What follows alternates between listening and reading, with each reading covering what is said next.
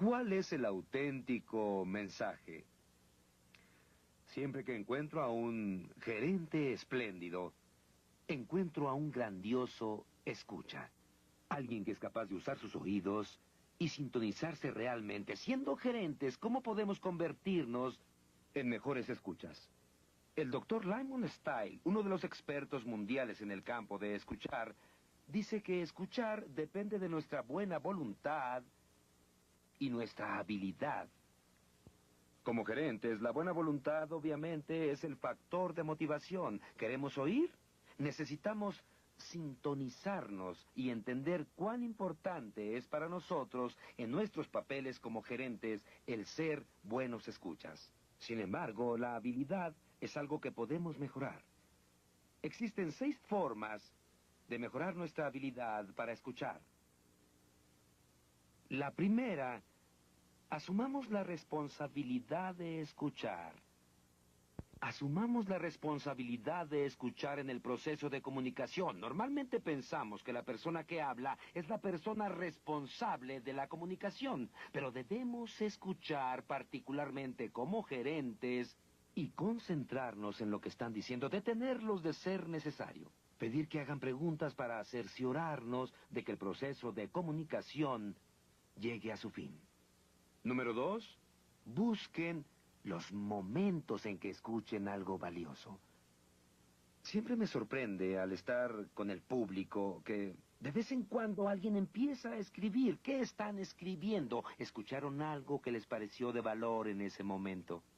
La próxima vez que estén escuchando algo, piensen, ¿qué puedo encontrar de valor para mí en términos de lo que se esté diciendo que pueda serme de utilidad? El tercer consejo: hagan anotaciones. Es sorprendente todo lo que ustedes pueden recordar cuando hacen anotaciones. Si jamás revisaran sus anotaciones, aunque yo les aconsejaría que lo hicieran, si jamás revisaran sus anotaciones, los psicólogos nos dirían que el acto en sí de escribir nos ayudaría a no olvidar. El cuarto consejo podría ser el más poderoso de todos. Programen informar lo que están escuchando. Imaginen por un momento que tuvieran que preparar un informe de lo que se ha dicho. Ustedes estarían escuchando con mucha atención, ¿no es así? Es probable que hicieran anotaciones, estarían pensando en el contenido, en términos de cómo iban a preparar ese informe. En cualquier entorno, al escuchar como gerente, digan, debo preparar un informe sobre esto. Eso les servirá como motivación para concentrarse. El quinto consejo: cuando haya distracciones en el proceso de escuchar, regresen al contenido. Un buen escucha comprende que van a existir distracciones. Siempre las hay en un entorno al escuchar. Pero cuando se presentan esas distracciones y cuando se apartan del contenido, deben volver al contenido. Por ejemplo, ahora podrían estar diciendo, Jim va un poco lento en este punto y estoy distrayéndome. Si ese fuera el caso, revisen los puntos que hemos mencionado, pero apéguense al contenido. Lo sexto y último que pueden hacer para aumentar su habilidad para escuchar es identificar y utilizar la estructura. Lo que encontramos cuando la mayoría de las personas hablan es que utilizan una forma estándar de presentar sus ideas. Puede ser enumerándolas, pueden elaborar relaciones, pueden remarcar puntos o pueden pintar un cuadro. Muchas personas hablan en términos de pintar un cuadro. Si se concentran en lo que la otra persona está presentando, será toda la diferencia del mundo. Muchas personas usan la causa y efecto como un ejemplo. Les dirán, aquí está el problema, aquí está la causa, aquí está el efecto. Intenten concentrarse en la estructura que el otro individuo está usando. Ustedes saben que el Señor nos dio 2 oídos y una boca. Como gerentes, si queremos ser efectivos, debemos utilizarlos en la misma proporción. Los desafío a concentrarse en las habilidades para escuchar.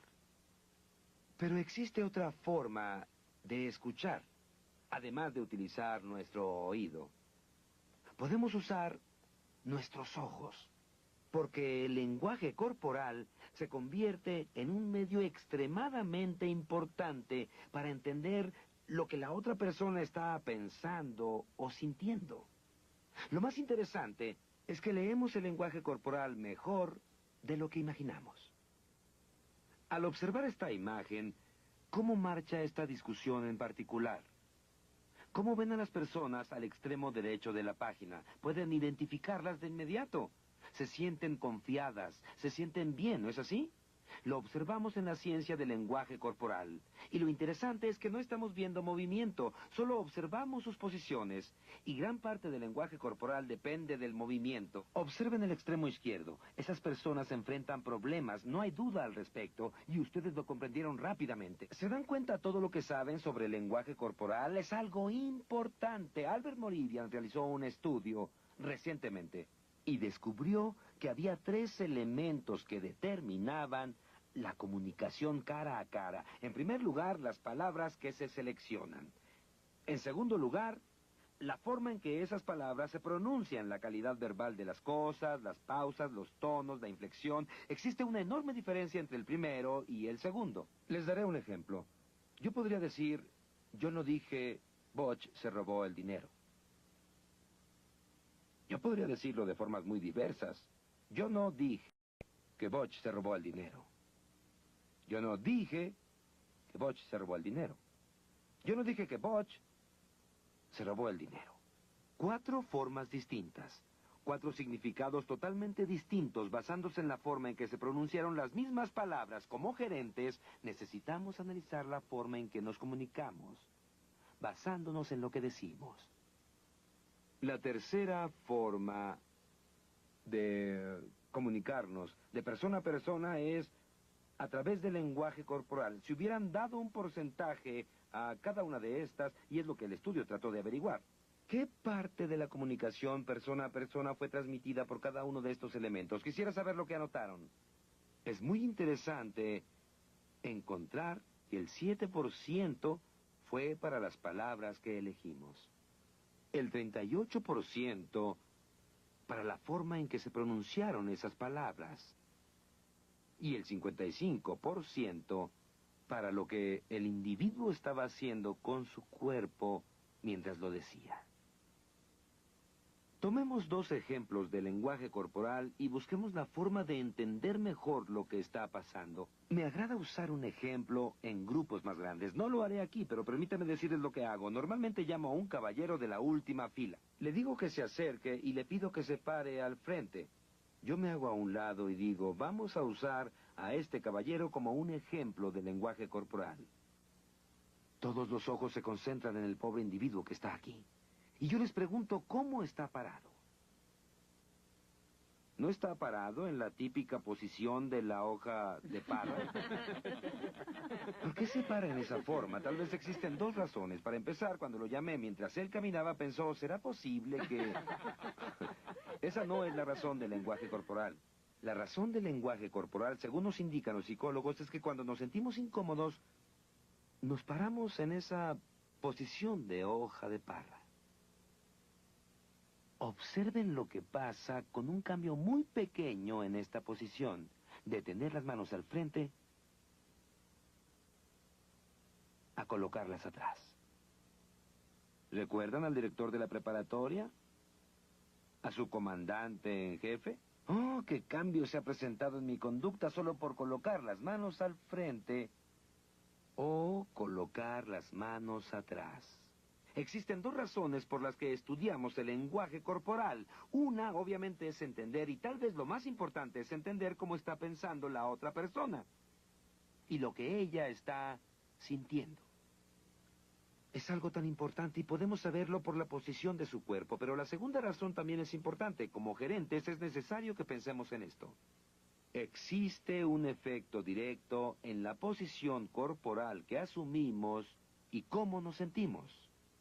En otras palabras, si ustedes asumen una posición corporal segura, tenderán a sentirse seguros.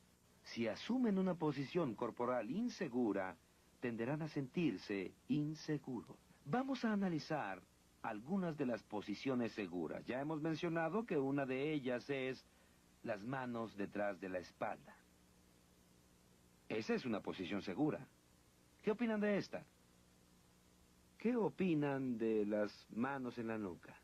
¿Pueden imaginar a dos abogados apoyados en sus sillas? Ese es poder, esa es seguridad, esa es otra posición corporal que expresa confianza.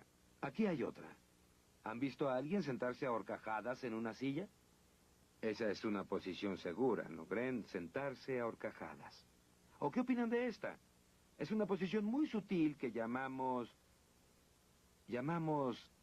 empinarse. Y en tanto más grande y más alto se empinen, mayor seguridad habrá. No me agradaría estar al otro lado de la mesa negociando, por ejemplo, con alguien que está empinándose. ¿Qué está diciendo? Yo sé algo que tú ignoras. Hay una enorme cantidad de seguridad ahí. Existe otra, es el ademán de posesión. Pueden ver a alguien que coloca el brazo sobre los hombros de otro. Ese es un ademán de posesión. O tal vez una mano sobre la mesa, o un pie sobre una silla. O en un auto. Cualquier ademán de posesión es un ademán de confianza.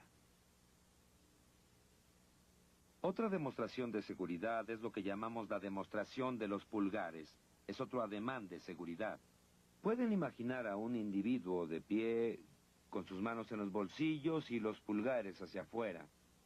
O tal vez en las bolsas de atrás, mostrando los pulgares. La exhibición de los pulgares es una verdadera demostración de confianza. Existe una demostración final de confianza, particularmente en la mayoría de las culturas occidentales, aunque esto varía un poco de cultura a cultura. Se trata del contacto visual. Pueden demostrar confianza manteniendo un contacto visual. Ahora, como tenemos ademanes de seguridad, debemos poner atención a los ademanes que denotan inseguridad. Ya les hemos mostrado uno. Se trata obviamente de la posición de la hoja de parra. Existen otros, sin embargo. ¿Han observado a un individuo que al hablar con frecuencia tiende a llevarse la mano hacia la nariz o a la boca? ¿Qué perciben ustedes cuando yo hago esto? Definitivamente existe falta de confianza ahí. A veces el público dirá, tal vez estén mintiendo. Eso es interesante. Quienes interrogan lo saben. Las personas que están entrenadas para interrogar deben saber que es virtualmente imposible que un individuo que normalmente dice la verdad mienta sin que se lleve la mano a la boca. Piensen en lo que hace un niño cuando dice una mentira. Nosotros los adultos no somos tan obvios al hacerlo, pero es probable que lo conservemos desde esa época. Otro sería la falta de contacto visual. Nos damos cuenta de que la gente se siente incómoda en la mayoría de las culturas, y esto varía dependiendo de la cultura, si no mantenemos un contacto visual. Existe otro que se relaciona con el ojo, y se trata de la velocidad en el parpadeo. Tuve una experiencia en una ocasión en la aduana de un país extranjero. Yo llevaba unas muestras. Al llegar a la aduana, ya había declarado en la forma lo que llevaba. Pero iba con alguien de la empresa con la que trabajaba ahí y me dijeron, Jim, no creo que puedas introducir eso. Permíteme encargarme de eso en el siguiente retén. Así que permanecí en silencio y ellos fueron quienes hablaron. E inmediato nos sacaron de la fila y nos interrogaron en relación a esas cosas. El individuo estaba ocultando un poco la verdad. ¿Y saben lo que pasó a la velocidad del parpadeo? Aumentó.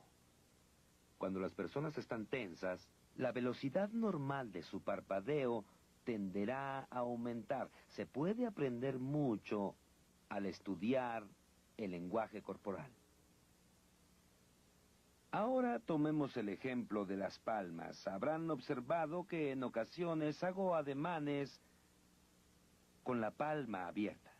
La palma abierta en cualquier ademán significa determinadas cosas. Significa franqueza, significa cordialidad, significa amistad, significa honestidad, significa sumisión, significa todas esas cosas. Cualquier ademán con la palma abierta indica eso. Pero en ocasiones me verán haciendo ademanes con la palma cerrada o con el puño cerrado, o girándolo en esta forma o enfatizando un punto. Y esto es poder.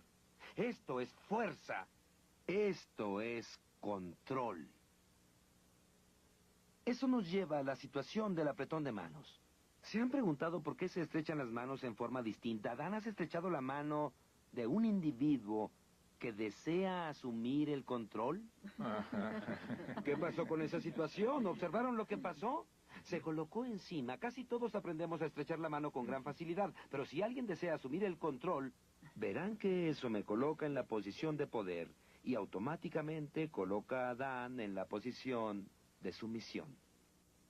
El poder de entender el lenguaje corporal. Analizamos otras dos situaciones del lenguaje corporal. Por ejemplo, el rascarse la cabeza. ¿Qué significa el que un individuo se rasque la cabeza? Tal vez signifique que no están entendiendo, ¿verdad? Están pensando, están contemplando. Lo que están pensando nos ayuda a entender o qué opinan de la mano en la nuca. Lo vemos con frecuencia. Alguien coloca su mano en la nuca. Hay problemas. Ahí hay una dificultad, ¿no es así? Pensamos en términos de un dolor en el cuello y se lo están frotando. ¿O qué me dicen? ¿Qué me dicen del dedo bajo el cuello? Podría ser un hombre o una mujer, pero es alguien que tiene el cuello ajustado. Ustedes podrán ver qué hace esto. ¿Qué está pasando ahí? Están tratando de liberar algo de presión, ¿verdad? Se encuentran tensos por alguna razón. Ahora, necesitan analizar y determinar en el contexto de esa discusión qué está ocasionando que se sientan tensos, pero definitivamente les indica que se están sintiendo tensos. Existe otro factor con los ojos, algo que está totalmente fuera de nuestro control, y ese es la dilatación de la pupila cuando se hace más grande. ¿Saben cuándo sucede en forma automática? Cuando nos sentimos bien, cuando somos felices. Y lo opuesto también sucede. La pupila tenderá a estrecharse. Se hará más pequeña. Si están cerca de un individuo y están enfadados o están molestos, la pupila automáticamente se hará más pequeña y no hay forma de controlarlo. Es probablemente una de las razones por las que cuando se juega a las cartas o cuando se apuesta, ¿qué usan las personas? Gafas oscuras. Lo hacen para ocultar eso, porque cuando tienen el juego perfecto, aunque puedan mantener el rostro sin la más mínima expresión, no pueden ocultarlo en sus ojos. ¿Qué opinan de la inclinación de la cabeza? ¿Se han preguntado por qué las personas inclinan la cabeza cuando los están escuchando? ¿O han visto que un animal lo haga? ¿Un pájaro o un gato? Están hablando con ellos e inclinan la cabeza. ¿Qué están haciendo? Se muestran interesados. Están escuchando. Las personas hacen exactamente lo mismo. Es un indicio de interés. ¿Qué me dicen del recogepelusa?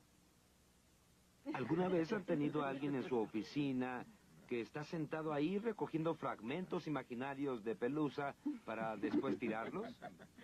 Tienen problemas, ¿verdad? ¿Qué están diciendo? Dicen, estoy aburrido, ya no siento ningún interés. Y es un indicio seguro de que ese es el caso. ¿Qué les parece este ejemplo? Antes de hablar de esto, quisiera hacer un comentario. Cualquier cosa que digamos acerca del lenguaje corporal necesita leerse en contexto. Esto, por ejemplo, en cualquier habitación, en cualquier momento, tal vez un 10 o un 15% de las personas va a sentarse en esta forma porque es muy cómodo. Si hiciera frío en la habitación, tal vez más personas lo harían porque nos proporciona calor esa posición. Pero quiero decirles que como orador sé que si al final de mi presentación el 90% de las personas está sentado así, tal vez tengo un problema, ¿verdad? Porque esta es la típica posición defensiva.